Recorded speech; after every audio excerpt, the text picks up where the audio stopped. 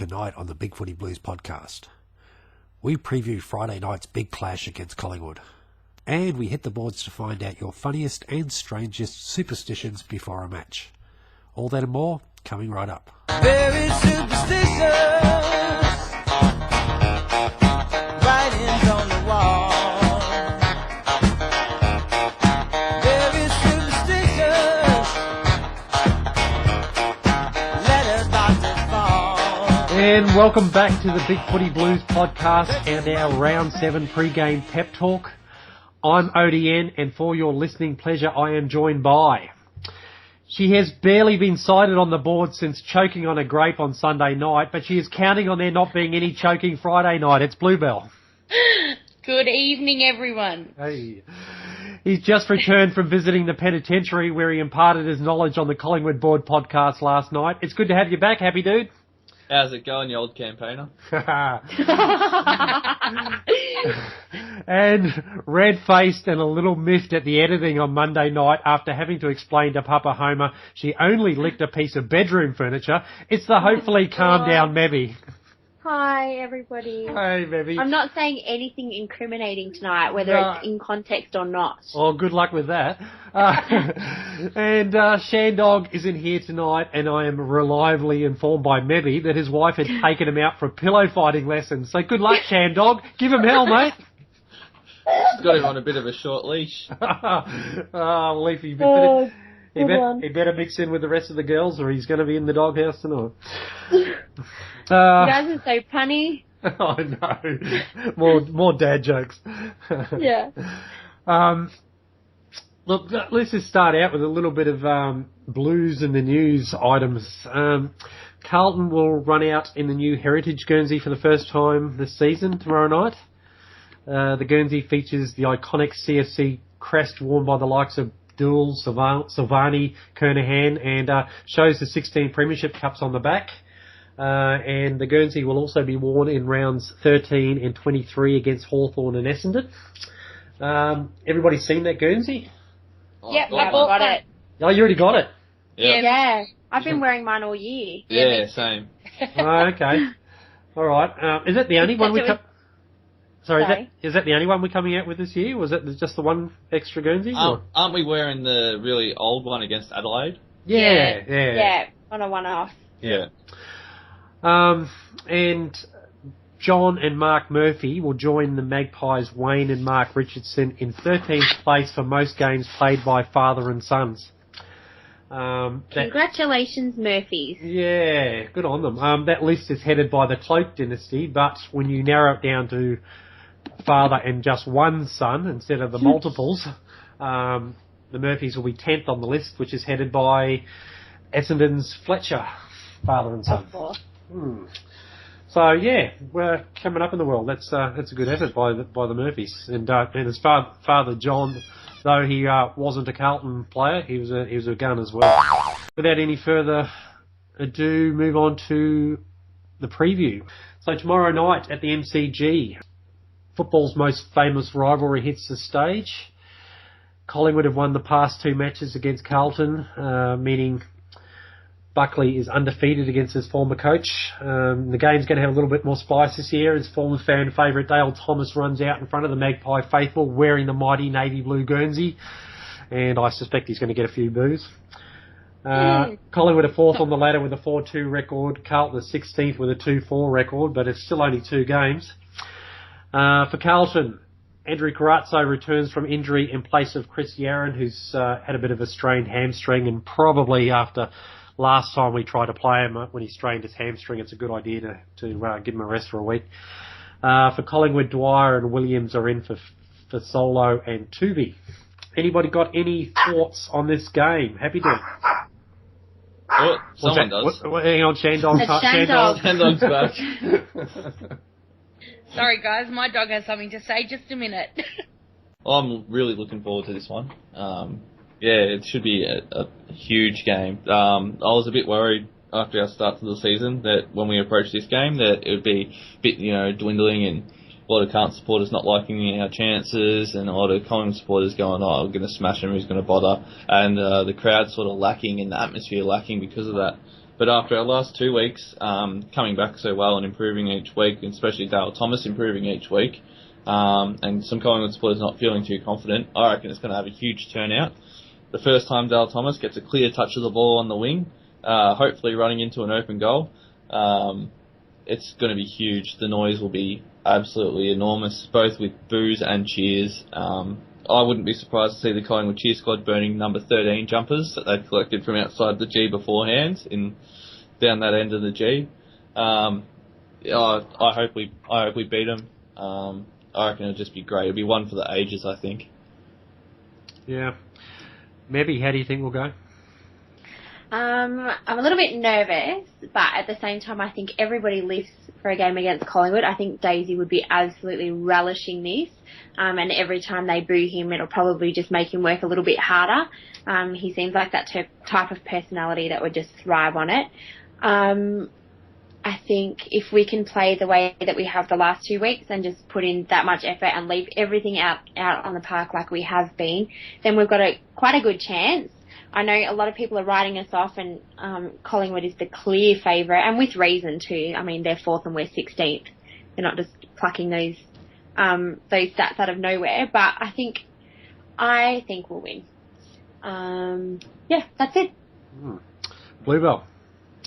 I think everyone should take their blankets tomorrow because it's going to be very cold at the G. But yeah, I think Niaz is a big loss because he's had a good start to the year and been creating a lot of run, and he's also stepped up his defensive skills. But I think if we can make Maxwell and Harry O, whatever his name is these days, accountable, that'll go a long way because they seem to control games running out of their back line. Jamo obviously has to have a good game to keeping Cloak quiet. But look, I think on our day, we're as good as probably anybody, and I think we've proven that. It's just a matter of bringing our A game and bringing a consistent game and playing 4 quarters of footy. I think last week was probably the only time we've done that for as long as I can remember, probably since 2011. So, yeah, look, we are more than capable of winning. I actually think we will win. And I think the midfield will play a big part in that, and also obviously just, keeping their attacking players down. So, yeah, no, I think we can win. Yeah, look, we don't... People make a lot of our 2 and 4 start. I mean, we know that we're a different team the last fortnight than we were the first month, or especially rounds 3 and 4. If you remove, some of you remove the stats for those 2 games, I think we compete fairly well. Pies are a plus 16 for disposals, but we're winning. We beat them in clearances. Inside 50s are fairly even, despite I think we only 1 week there we had 29 inside 50s. So it's showing generally the Pies aren't getting a lot more inside 50s than us. Tackles, Pies are plus 6. Hit-outs, Carlton obviously plus 10. And free kicks we're doing better in this year. But Carlton have used the most amount of players this season than any club, even with GWS, who you expect to rotate a lot of players through. And Premiership, I think we've used 32 players this year, and Premiership teams usually use that many players or less in a full season. So there are reasons why we've lacked continuity, and so you've got to start coming back to the amount of injuries we've had. Sure, we haven't had season-ending injuries, but it's an awful lot of injuries and an awful lot of players on the comeback trail and underdone. So I see Warnock and Casbolt as probably having the upper hand over Grundy and Witts, and Grundy hasn't been in fantastic form lately, and he was their great white hope, really. So I think Warnock, if he maintains anywhere near the form of the last fortnight, is going to have a field day, and we're going to get silver service. Looking at, I think with Cloak, White, Witts and Goldsack up in the Collingwood forward line, it's just a matter of seeing whether Rowe, Jamison and White can handle their tools. I can see Jamison staying on Cloak for the most part. Rowe would be a great matchup for Witts, and I think White will go with our White will go with their White or Goldsack potentially. I don't, apart from Cloak, I don't see the others the way our defence was working together, and we're sort of way our midfield's been working and putting pressure on the opposition, I don't see it being. I'm not afraid of the Collingwood forward line, despite the fact there is some names there. It's all a matter of what the work rate up the ground, and buying our defenders some time. On the same note, Collingwood have got Frost, Keith, Maxwell, and they've got to handle Waite, Henderson, and Casbolt. Good luck with that. Yeah. We are going to miss Yaron, but we've got Menzel and Garland up there. Although I'm not sure, I suspect since we're losing the run of Yaron, I suspect that Lucas will get another full game because we need the run, and Menzel. I hope he does.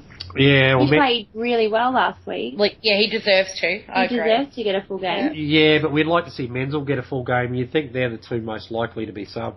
So no, you might make Carazzo sub. Yeah, I mean, but is he an impact player? Because we all need. Carazzo's more a tagger. Yeah, than a sub. We don't have. That's why I see him we can coming go forward and he can play a job. I mean, he finds the ball. And he can go forward and kick goals. So I mean, if there's an injury cloud over him, like if he's only coming in, to top up, then why wouldn't you? I don't see who else we would. I mean, I want Menzel. I want the kids to get a full game. I don't want them sitting on the pine and Is Armfield named as an emergency? No, he's not. No. No? Okay. No.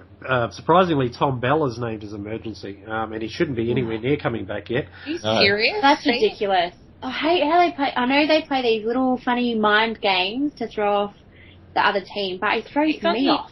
He's on the injury list for another 3 weeks. Yeah, he was up in front of the social club before last week's game saying he was at least 4 away. Yeah. That's what he said then. Yeah, Watson and Doherty are the other two emergencies, so, Doherty getting closer, and that'd be good to see.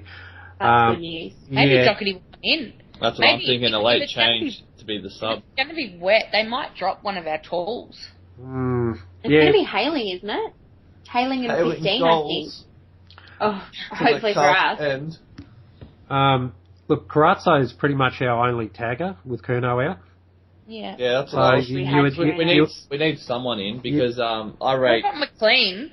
Yeah, he's not so much a tagger though. He's more an inside player. I rate West Coast hauls at either end in the ruck as of a higher quality across the board than what Collingwood's are. But Collingwood's midfield is streets ahead of West Coast. It's a totally different game we're going into this week, and I don't think we'll survive much if we don't go in without someone that could play a bit of a tagging role against one of the main Collingwood mids.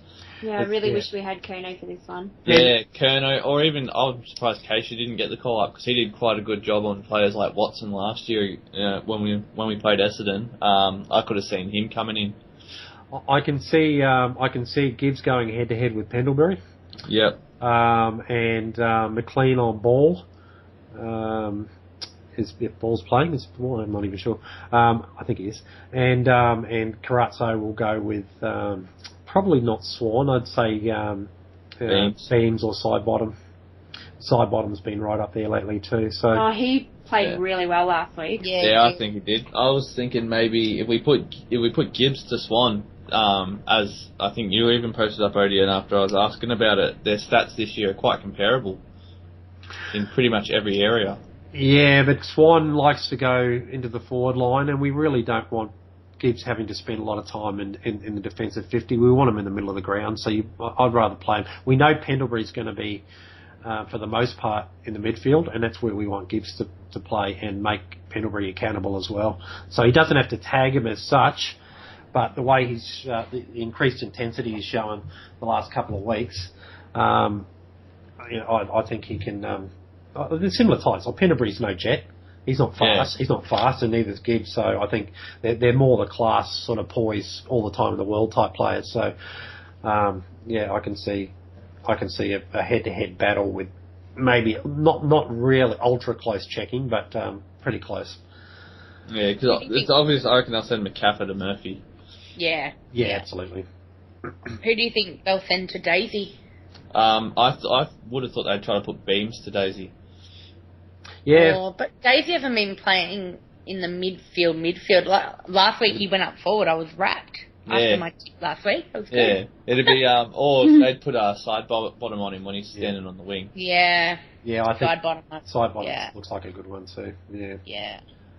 Yeah. So yeah. Hopefully he stands there and yells out for the ball. Because I've done that to a few players when I sit down near the boundary line. Call out for the ball, they look over your shoulder. I can't remember who. One of the West Coast players looked over at his shoulder and there was no one standing there because I was calling out for him to pass me the ball. Seriously? So, yeah. Oh my gosh. You sit on level 2 though at the G, mate. So that's Yeah. not gonna happen. You're gonna have to yell pretty loudly. I'll go down to the fence to make a special effort. Always worried about small forwards against us. The likes of Elliott and Blair. At least we got scared Bucket about this him. time to go to someone. Yeah, Our problem for Bloody years, Elliott. our problem for years has been we had no one to play on those small type forwards. Whereas Buckley. Buckley seems to be turning into that player. I even highlighted for the last couple of pre-seasons in the draft threads and stuff that we needed a back pocket. It's been a huge issue for us for a long time. Yeah. Well, Dillbucks will take care of that. Yeah, I think he'll take care of him if he's out around the 50 and around half forward. I wouldn't want Collingwood to clear out their goal square and leave drag him to the goal. leave Buckley on Elliott at 1 out. If that happens, there should be a bit of a switch with either Walker or Simpson going back to the goal square. But it seems like as long as we're thinking quickly. We should be able to cover for that sort of thing. So I'm sure they would have play our game to not worry too much about them. Like, Yeah, exactly. Just a few key matchups around we need to worry about. Other than that, what are your predictions for the winner and the margins this week, people? Collingwood by 60. Very good. Carlton by 11.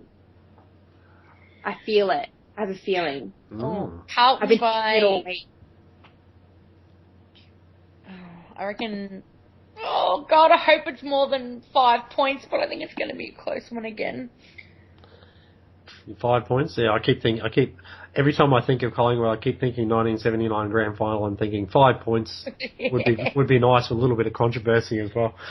I hope this jumper that we're wearing, the old school jumper, strikes some bit of repressed memories into some old Collingwood fans and officials and. True, because they find it very hard to beat us back in the day, particularly. Well, look, I haven't tipped against us this year. Me neither. And Don't start now. I'm certainly not going to tip against us while we've been playing the way we have the last 2 weeks. I'm going to maintain the faith, and I think on the big footy tips I had Carlton by 11. So let's see what happens there. Mm-hmm. All right, and moving right along to our next segment. It's time for Boardwalk.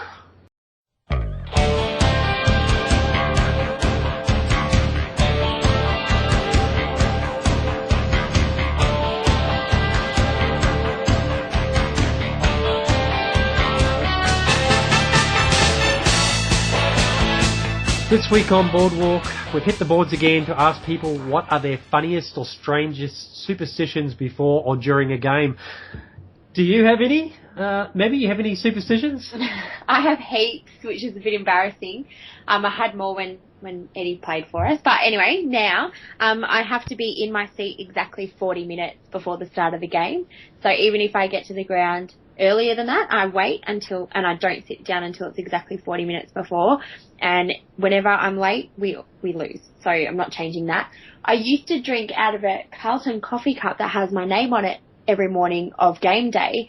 But when we started losing heaps this year, I decided to switch to a plain white cup, and that seems to be working for us. So I'll keep that up. But yeah, they're the only ones I'm going to share. Oh no! You don't want to incriminate herself, remember? I'm doing so well. Anyway. The mind boggles, okay. What are your superstitions, Bluebell? I don't have any. For as long as I've been going to footy, I really don't have any. But against the Western Bulldogs, a little bit of my scarf at the talus bits come off, and I was kind of playing with it in my finger the whole game.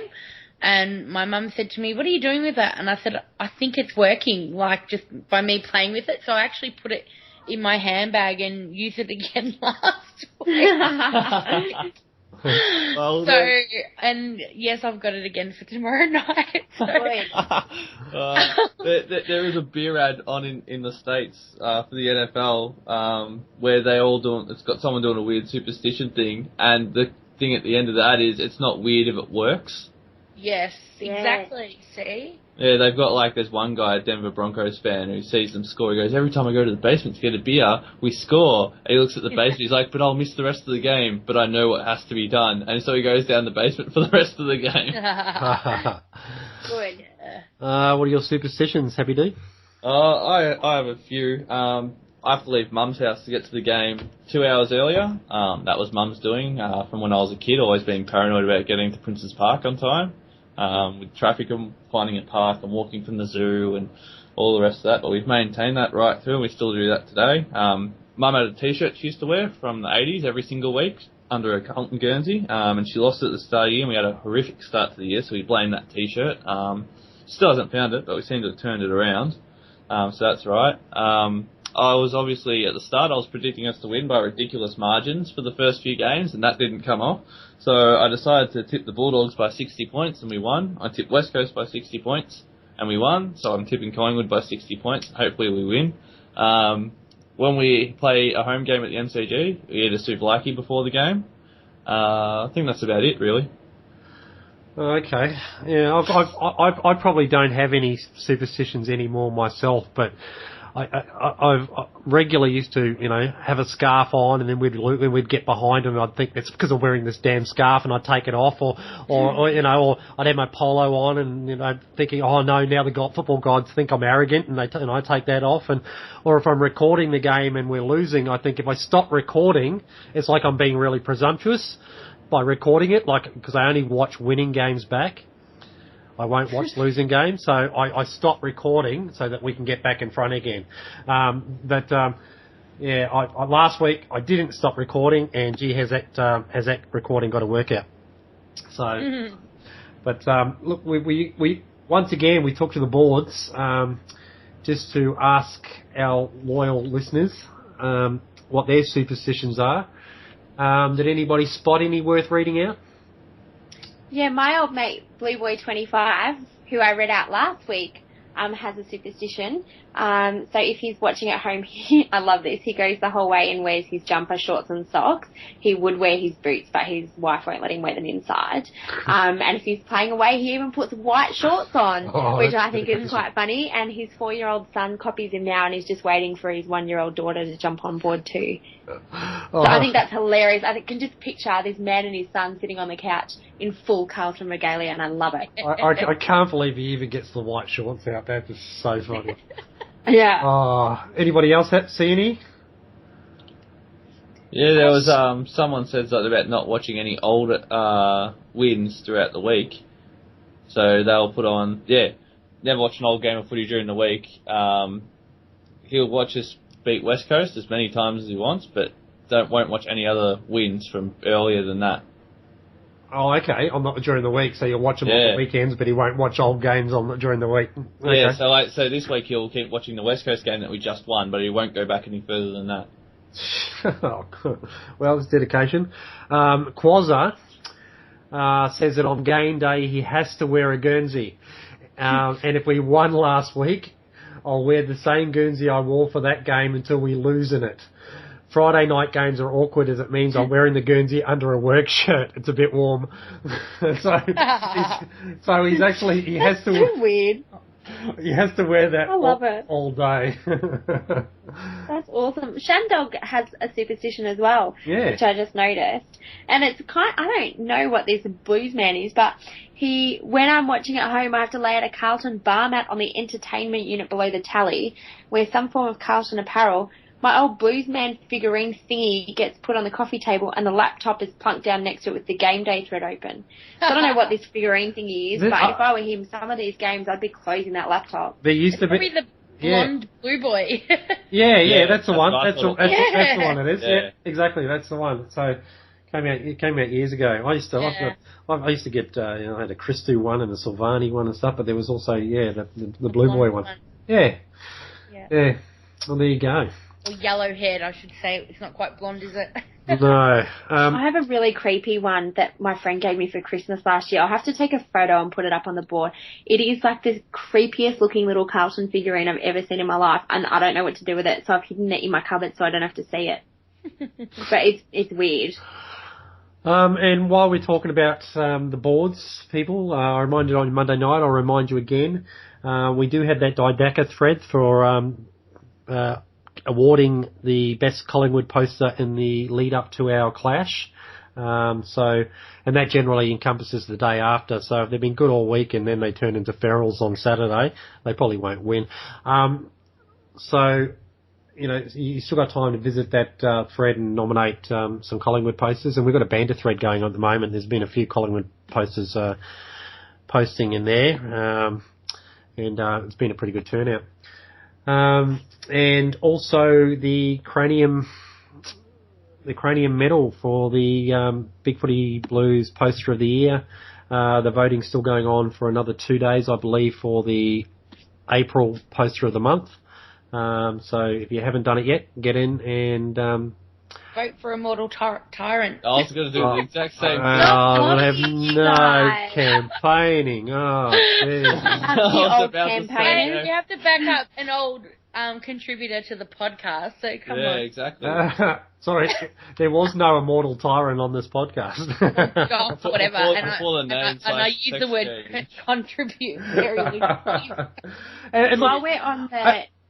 Sorry, go. I reckon any other month he probably would have won, but he's up Yeah. against the old poster of the year last year. Bit of stiffer, but he's got a clear lead on everyone else besides Harker.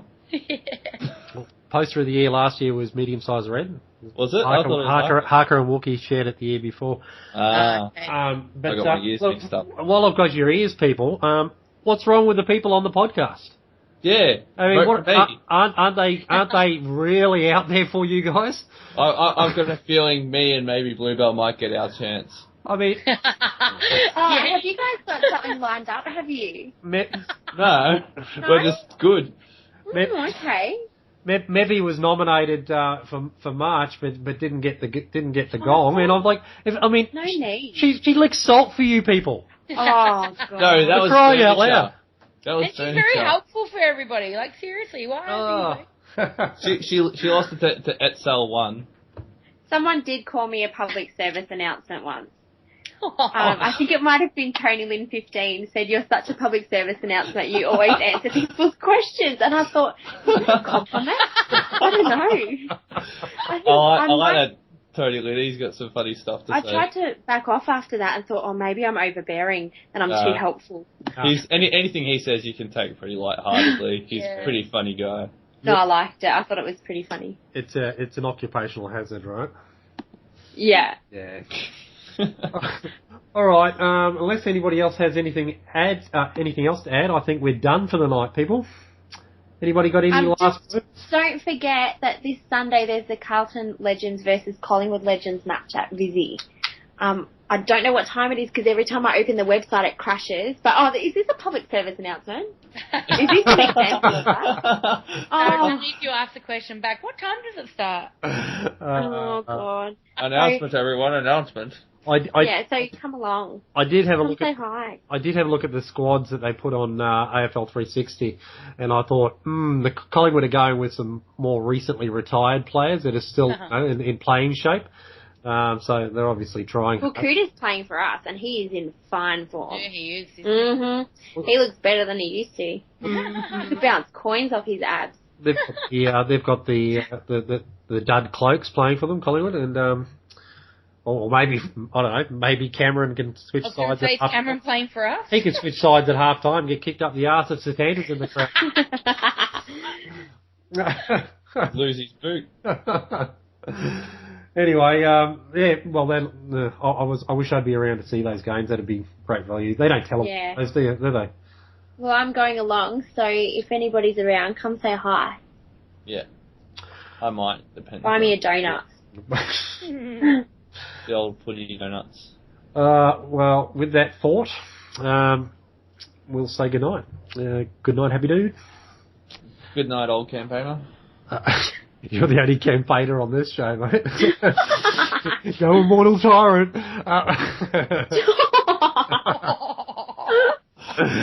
Hey, didn't Bluebell also campaign? Yeah. Good night to the second campaign of Bluebell. Yeah.